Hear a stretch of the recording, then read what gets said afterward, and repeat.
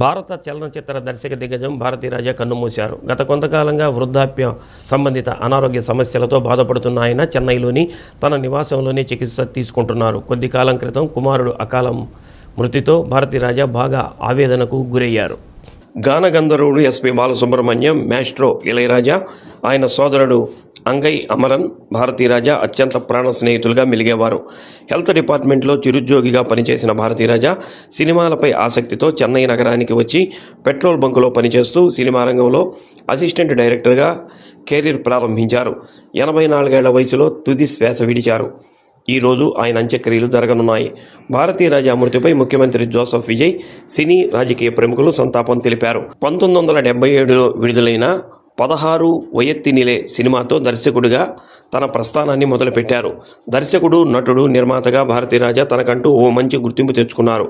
కొత్త జీవితాలు సినిమాతో టాలీవుడ్లోకి ఎంట్రీ ఇచ్చారు. సీతాకోకచిలుక, ఆరాధన, జమదగ్ని సినిమాలకు దర్శకత్వం వహించారు. సీతాకోకచిలుక సినిమాకు గాను భారతీరాజా నంది అవార్డు సొంతం చేసుకున్నారు.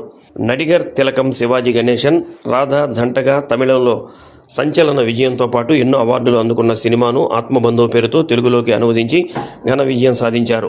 2004లో ఆయనకు పద్మశ్రీ పురస్కారం వచ్చింది. తమిళ, తెలుగు చిత్రాలపై భారతీరాజా తనదైన ముద్ర వేశారు.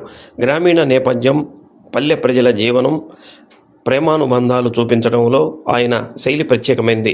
తెలుగులో దర్శకత్వం వహించిన సీతాకోకచిలుక ఇప్పటికీ ever green.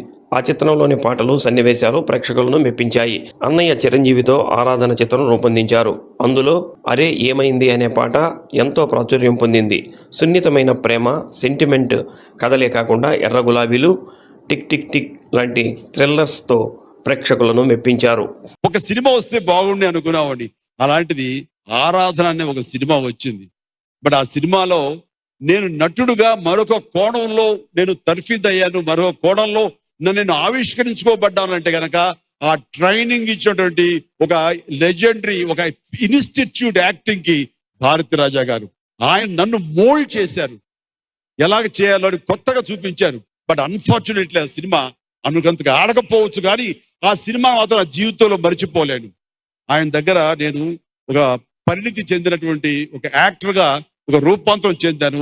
For that I owe a lot. I indebted to you sir so much.